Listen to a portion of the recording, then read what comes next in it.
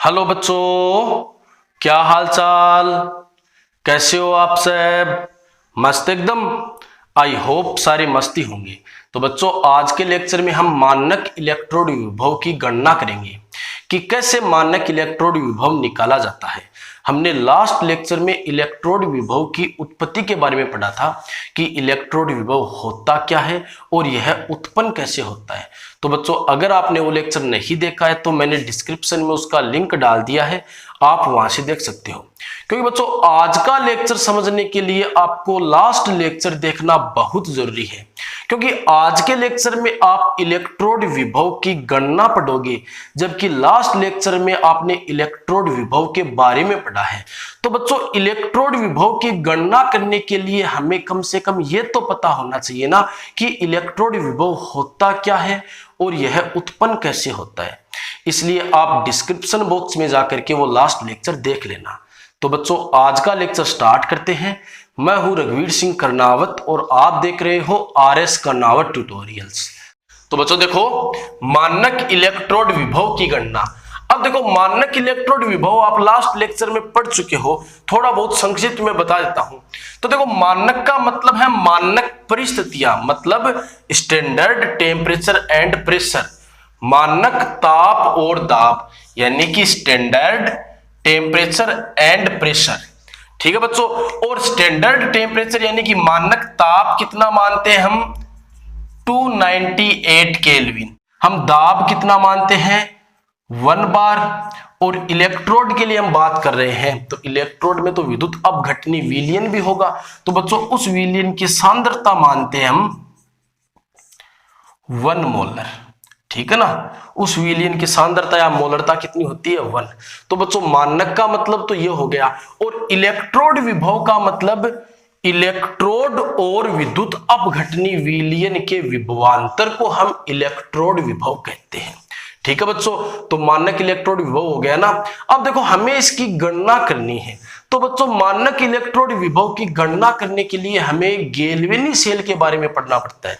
तो आपको पता होना चाहिए कि गैल्वेनी सेल क्या होता है। ऐसा सेल जो रासायनिक ऊर्जा को विद्युत ऊर्जा में बदल दे, गैल्वेनी सेल कहलाता है। कहने का मतलब, गैल्वेनी सेल में रासायनिक अभिक्रिया होगी, जिससे क्या बनेगी बच्चों? विद्युत धारा बनेगी। ठीक है। तो गैल्वेनी सेल में हमने डेनियल सेल पढ़ा है। तो डेनियल सेल में क्या होती है? रिडॉक्स अभिक्रिया होती है, मतलब ऑक्सीजन अपचयन दोनों होता है ना। एनोड पर ऑक्सीजन होता है, कैथोड पर अपचयन होता है। तो कहने का मतलब रासायनिक अभिक्रिया होती है और उससे विद्युत धारा बनती है। तो ऐसा सेल जो रासायनिक अभिक्रिया द्वारा, यानी कि रासायनिक ऊर्जा द्वारा विद्युत धारा बनाते, उसे हम गैल्वेनी सेल कहते हैं। तो बच्चों, गैल्वेनी सेल का एग्जाम्पल जो डेनियल सेल है, उसके बारे में थोड़ा सा लिख देते हैं, क्योंकि इलेक्ट्रोड विभव की गणना करने के लिए हमें डेनियल सेल, कहने का मतलब गैल्वेनी सेल का पता होना चाहिए। तो बच्चों, गैल्वेनी सेल में क्या होता है? 2 हाफ सेल होते हैं ना, अर्ध सेल होते हैं। अर्ध सेल का मतलब ऐसी युक्ति जिसमें धातु अपने ही विलयन में डूबी रहती है। तो देखो, अभी बना करके दिखाता हूं। तो हम डेनियल सेल बना लेते हैं। Daniel cell. तो बच्चों, डेनियल सेल गैल्वेनी सेल का एक उदाहरण है। तो देखो, डेनियल सेल में क्या होता है? 2 अर्ध सेल होते हैं। अर्ध सेल का मतलब क्या होता है बच्चों? कि ऐसी युक्ति जिसमें धातु अपने ही विलयन में डूबी रहती है। तो ये धातु, और ये धातु कौन सी है? जिंक धातु, यानी कि ये जिंक की छड़ है। ठीक है ना बच्चों। और यह अपने ही विलयन में, कहने का मतलब धातु अपने ही आयनों के विलयन में डूबी रहती है। तो बच्चों, ये विलयन किसका है? जिंक सल्फेट का। किसका है बच्चों? जिंक सल्फेट का। तो ये अर्ध सेल हो गया ना, कि जिसमें धातु अपने ही आयनों के विलयन में डूबी रहती है, उसे हम अर्ध सेल कहते हैं। ठीक है। डेनियल सेल में 2 अर्ध सेल, मतलब गैल्वेनी सेल जो होता है ना, उसमें 2 अर्ध सेल होते हैं। ठीक है ना। तो देखो, एक तो ऑक्सीकरण अर्ध सेल और एक अपचयन अर्ध सेल। तो देखो, दूसरा अर्ध सेल बनाते हैं। तो ये दूसरा अर्ध सेल, इसमें कौन सी धातु होती है बच्चों? कॉपर। तो एक तो होता है जिंक इलेक्ट्रोड और एक होता है कॉपर का इलेक्ट्रोड, और इलेक्ट्रोड को ही मिलाकर के अर्ध सेल बोलते हैं। तो बच्चों, यह कॉपर की छड़ है, तो यह किस में डूबी होगी? कॉपर सल्फेट विलयन में। ध्यान से समझना बच्चों, यह किस में डूबी होगी? कॉपर सल्फेट के विलयन में। ठीक है ना बच्चों, आगे बात समझ में। और दोनों विलयन एक दूसरे से किससे जुड़े होते हैं? लवण सेतु से जुड़े होते हैं ना। यह है लवण सेतु, ध्यान से समझना, यह है लवण सेतु। और दोनों जो रोड है वो एक दूसरे से धात्विक तार द्वारा जुड़ी रहती है ना। ठीक है बच्चों, तो ये होता है एनोड और ये होता है कैथोड।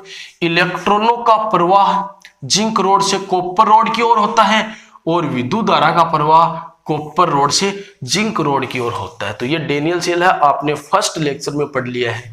तो बच्चों एनोड पर क्या होता है? ये देखो ऑक्सीकरण अर्ध सेल है, क्योंकि यहां पर ऑक्सीकरण होगा तो इसके विभव को आप ऑक्सीकरण विभव बोल सकते हो। ठीक है ना।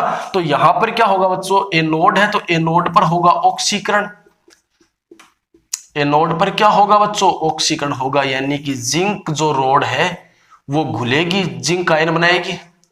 ठीक है। कैथोड पर क्या होगा बच्चों? कैथोड पर होगा अपचयन। तो Cu2+ आयन जो विलयन में होते हैं वो इलेक्ट्रॉन ग्रहण करते हैं और निक्षेपित होते हैं, यानी कि एनोड से जिंक तो घुलता है और कैथोड पर कॉपर क्या होता है? निक्षेपित होता है या जमता है। आगे बच्चों बात समझ में। अब देखो सेल का विभव कैसे ज्ञात करते हैं? तो क्या फॉर्मूला हमने पढ़ा है कि ई सेल, अगर मानक परिस्थिति लगा रहे हो ना आप तो नोट लगा देना ऊपर। तो इसका फॉर्मूला होता है कि कैथोड का विभव माइनस एनोड का विभव। ठीक है बच्चों। और कैथोड के रूप में कौन सा इलेक्ट्रोड है? कॉपर इलेक्ट्रोड है। कौन सा है? कॉपर इलेक्ट्रोड है ना। तो इसे हम ऐसे लिख सकते हैं Cu2+ Cu, और एनोड के रूप में जिंक इलेक्ट्रोड है तो Zn2+ और Zn। तो बच्चों विभव का यह फॉर्मूला होता है कि कैथोड का विभव माइनस एनोड का विभव। तो बच्चों देखो विभव का मतलब दो का अंतर होता है। कभी भी हम अकेले इलेक्ट्रोड का विभव ज्ञात नहीं कर सकते। अब देखो सेल का विभव ज्ञात करने के लिए हमें कैथोड के विभव का पता होना चाहिए और हमें एनोड के विभव का पता होना चाहिए। अब बच्चों इनका अलग अलग कैसे निकालेंगे? क्योंकि अकेले इलेक्ट्रोड का विभव ज्ञात नहीं किया जा सकता, क्योंकि विभव क्या होता है बच्चों? दो का अंतर होता है। ठीक है। अब बताओ डेनियल सेल का विभव कैसे ज्ञात करेंगे? क्योंकि इसका विभव ज्ञात करने के लिए इसका पता होना चाहिए और इसका पता होना चाहिए। अब अकेले इलेक्ट्रोड का विभव ज्ञात नहीं किया जा सकता, क्योंकि विभव का मतलब दो का अंतर होता है। ठीक है ना बच्चों। तो इस समस्या को दूर करने के लिए IUPAC ने एक रेफरेंस इलेक्ट्रोड, संदर्भ इलेक्ट्रोड, मानक इलेक्ट्रोड दिया। इस समस्या के समाधान के लिए IUPAC ने क्या दिया? एक संदर्भ इलेक्ट्रोड, संदर्भ इलेक्ट्रोड या फिर बच्चों मानक इलेक्ट्रोड। अब इसको ध्यान से समझना बच्चों। तो देखो मानक इलेक्ट्रोड या फिर संदर्भ इलेक्ट्रोड वो होता है जिसके विभव का मान पहले से पता होता है। तो बच्चों IUPAC पद्धति ने मानक हाइड्रोजन इलेक्ट्रोड का उपयोग, मानक हाइड्रोजन इलेक्ट्रोड। अब इसको देखो, मानक का मतलब हो गया स्टैंडर्ड, हाइड्रोजन का H है ना ये, और इलेक्ट्रोड का E, तो इसे हम SHE यानी कि C से लिख सकते हैं। IUPAC पद्धति ने मानक हाइड्रोजन इलेक्ट्रोड को संदर्भ इलेक्ट्रोड के रूप में दिया है। ठीक है। इसका विभव बच्चों 0 वोल्ट होता है। कितना होता है? 0 वोल्ट होता है। इस इलेक्ट्रोड की सहायता से हम दूसरे इलेक्ट्रोड का विभव ज्ञात कर सकते हैं। अब बच्चों ध्यान से समझना, हम इसकी सहायता से दूसरे इलेक्ट्रोड का विभव कैसे ज्ञात कर सकते हैं? देखो मान लो हमें इस कॉपर वाले इलेक्ट्रोड का विभव ज्ञात करना है। हम जानते हैं अकेले इलेक्ट्रोड का विभव ज्ञात नहीं किया जा सकता, लेकिन हम दो का अंतर ज्ञात कर सकते हैं। इसलिए बच्चों हम क्या करेंगे, इस इलेक्ट्रोड को यहां पर लगा देंगे। कहने का मतलब जिंक वाला इलेक्ट्रोड हटा लेंगे और ये वाला इलेक्ट्रोड यहां पर लगा देंगे। अब बच्चों हम 2 का अंतर ज्ञात कर सकते हैं। हमने 2 का अंतर ज्ञात कर लिया। इसका हमें पहले से पता है, अगर 2 का अंतर हमें पता हो और 1 का मान पता हो तो हम दूसरे का मान ज्ञात कर सकते हैं कि नहीं कर सकते। सिंपल सी बात है, मान लो x minus Y is equal to 10, ठीक है, तो ये हमें पता है, यानी कि 2 का अंतर हमें पता है और हमने एक क्या लगाया है, हाइड्रोजन इलेक्ट्रोड, यानी कि y की वैल्यू 0 वोल्ट है, 0 है, तो x की वैल्यू क्या आ गई, 10 आ गई ना। आ गई बच्चों बात समझ में कि किसी इलेक्ट्रोड का विभव ज्ञात करने के लिए उसके साथ क्या जोड़ा जाता है, मानक हाइड्रोजन इलेक्ट्रोड जोड़ा जाता है। ठीक है बच्चों, तो अब आपको यह पता लग गया होगा कि मानक हाइड्रोजन इलेक्ट्रोड से हम इलेक्ट्रोड विभव कैसे ज्ञात कर सकते हैं। अब बच्चों इसकी संरचना है तो वो पढ़ लेते हैं, तो ध्यान से समझना। तो देखो संरचना कई बार एग्जाम में पूछ ली जाती है, ठीक है। तो बच्चों यह भी एक प्रकार का अर्धशेल ही है। अर्धशेल में धातु अपने ही आयनों के विलयन में डूबी रहती है, ठीक है ना, धातु अपने ही आयनों के विलयन में डूबी रहती है, ठीक है। तो बच्चों इसमें जो इलेक्ट्रोड होता है ना, वो धातु नहीं होती है। इलेक्ट्रोड हम मानते हैं हाइड्रोजन गैस को। किसको मानते हैं, हाइड्रोजन गैस, यानी कि इसमें हाइड्रोजन गैस अपने ही आयनों में जाएगी। तो बच्चों हाइड्रोजन गैस के आयन कौन से हैं, H+ है। इसका मतलब इस इलेक्ट्रोड में विलयन के रूप में H+ कौन देता है, HCl देता है ना। तो समझ गए ना, इतनी बात तो समझ गए कि इस सेल में इलेक्ट्रोड के रूप में हमें हाइड्रोजन गैस लेनी है और विलयन के रूप में हमें HCl विलयन लेना है, जिसकी सांद्रता कितनी होनी चाहिए बच्चों, 1 मोलर। और हाइड्रोजन गैस की सांद्रता मतलब हाइड्रोजन गैस का दाब, क्योंकि गैस की सांद्रता हम दाब से देते हैं, तो हाइड्रोजन गैस का दाब कितना होना चाहिए, 1 बार, ठीक है। और कंडक्शन के लिए, चालकता के लिए, विद्युत धारा की चालकता के लिए हम प्लेटिनम का तार यूज करते हैं। आगे बात समझे बच्चों। तो इसकी संरचना कैसी होती है, देखो ये मान लो हमारे पास पात्र है, ध्यान से समझना। संरचना एकदम सिंपल संरचना है। इसमें हमने 1 मोलर HCl ले लिया, यानी कि विलयन लिया है, जिसकी मोलरता कितनी है बच्चों, 1 है, ठीक है। ये लो, तो पहले आपको ऐसे डिजाइन करना है, ठीक है बच्चों। और देखो यहां पर एक कांच की ट्यूब होती है, क्या होती है, कांच की ट्यूब होती है, ठीक है। और इधर से हम हाइड्रोजन गैस प्रवाहित करवाते हैं। हाइड्रोजन जो गैस है वो प्रवाहित करवाते हैं, कितने बार दाब पर, 1 बार दाब पर, ठीक है बच्चों। यहां पर देखो एक प्लेटिनम की पत्थर लगा होता है, मतलब प्लेटिनम की फॉइल लगी होती है, ठीक है। और विद्युत के चालन के लिए यहां पर प्लेटिनम का तार लगा होता है। तो ये तो है प्लेटिनम का तार और यह है प्लेटिनम का पत्र। क्या है बच्चों, प्लेटिनम पत्थर। अब ध्यान रखना, आप इधर से हाइड्रोजन गैस प्रवाहित करोगे तो इसके अंदर यहां पर जगह है, क्योंकि हाइड्रोजन गैस विलयन में भी तो आएगी। तो ध्यान रखना हाइड्रोजन गैस के लिए यहां पर जगह है, लग नहीं रही है जगह, लेकिन इस गैस के लिए यहां पर जगह है, इसलिए अंदर जब गैस आएगी तो बुलबुले बनेंगे कि नहीं बनेंगे, बनेंगे ना बच्चों। तो ये सिंपल सा हमारा हाइड्रोजन इलेक्ट्रोड है। और बच्चों यह विलयन क्या है, 1 मोलर HCl का विलयन है। तो डायग्राम समझ गए होंगे। अब देखो एग्जाम में इसका निरूपण पूछा जाता है, तो इसको निरूपित कैसे करते हैं। तो इसमें देखो धातु के रूप में क्या है, प्लेटिनम है ना, तो ये प्लेटिनम और धातु के लिए हम स्मॉल s, उसके बाद एक ऊर्ध्वाधर लाइन, सेल का निरूपण मैंने बता दिया है, फर्स्ट लेक्चर में बता दिया था। उसके बाद बच्चों इलेक्ट्रोड किसका है, मतलब हाइड्रोजन गैस है ना, तो ये हाइड्रोजन गैस, ठीक है ना। उसके बाद विद्युत अपघटनी विलयन में कौन है, H+ है ना, तो ये H+, इसकी सांद्रता कितनी है, मतलब इसके लिए आप क्या लगाओगे, जलीय विलयन है तो AQ, क्या लगाओगे, AQ, और इसकी सांद्रता 1 मोलर। यहां पर भी आप 1 बार लिख सकते हो। तो बच्चों ये SHE मतलब मानक हाइड्रोजन इलेक्ट्रोड का निरूपण हो गया, ठीक है। तो बच्चों फटाफट लिख लो। तो बच्चों अब देखो डेनियल सेल का विभव ज्ञात करने के लिए हमें कॉपर का इलेक्ट्रोड विभव और जिंक का इलेक्ट्रोड विभव, दोनों के इलेक्ट्रोड विभव ज्ञात करने होंगे। ठीक है ना।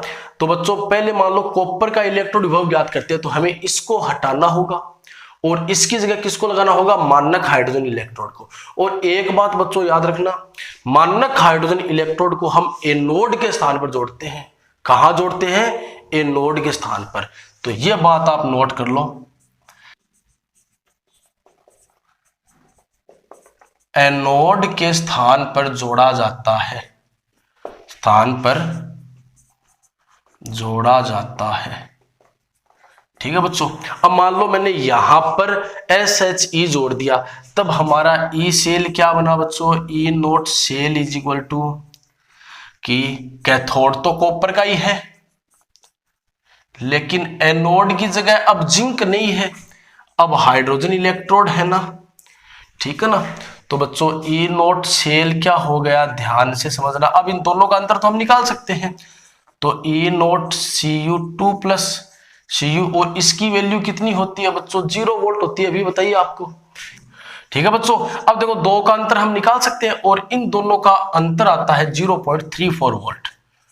तो E naught cell is equal to E naught Cu2 plus Cu is equal to 0.34 volt. आगे बात समझ में। ऐसे ही अब देखो जिंक वाले इलेक्ट्रोड के लिए हम निकालेंगे, तो ध्यान रखना जिंक वाले इलेक्ट्रोड को तो इधर ले जाओ और SHE को यहां पर जोड़ दो। ध्यान रखना जिंक वाला एनोड नहीं रहेगा, क्या बन जाएगा, कैथोड। क्यों, क्योंकि हम SHE को कहां जोड़ सकते हैं, एनोड की जगह। ठीक है। तो जिंक वाले इलेक्ट्रोड को तो आप इधर ले जाओ और SHE को आप इधर। ठीक है। तो कैथोड तो बन गया जिंक वाला इलेक्ट्रोड और एनोड बन गया हाइड्रोजन इलेक्ट्रोड। तब बच्चों आपके लिए क्या बनेगा कि E naught cell is equal to, cathode कौन है, जिंक वाले को बना दिया ना, minus E naught H plus और H2। तो बच्चों E naught cell is equal to E naught Zn2 plus Zn minus 0 volt, यानी कि E naught cell is equal to E naught Zn2 plus और Zn। बच्चों इसकी वैल्यू आती है माइनस 0.76 वोल्ट। ठीक है ना। आगे बच्चों बात समझ में। अब देखो हमने जिंक इलेक्ट्रोड और कॉपर इलेक्ट्रोड दोनों के इलेक्ट्रोड विभव ज्ञात कर लिए हैं। इसका मतलब अब हम डेनियल सेल का विभव ज्ञात कर सकते हैं। तो बच्चों यहां पर वैल्यू पुट कर दो, तो ई नोट सेल, चलो यहां पर ही बता देता हूं। तो देखो यहां पर वैल्यू पुट करेंगे तो E naught cell is equal to, copper वाले की वैल्यू कितनी है 0.34 वोल्ट, माइनस जिंक वाले की वैल्यू कितनी है माइनस 0.76 वोल्ट। तो बच्चों E naught cell is equal to 1.10 volt. ठीक है बच्चों। आगे बात समझ में। अगर लेक्चर आपके समझ में आया है तो वीडियो को लाइक, कमेंट और अपने फ्रेंड्स के साथ शेयर कीजिए। यदि चैनल पर नए आए हो तो चैनल को सब्सक्राइब करके बेल आइकन को प्रेस कर लीजिए, ताकि वीडियोज के लगातार नोटिफिकेशन आपको मिल सके।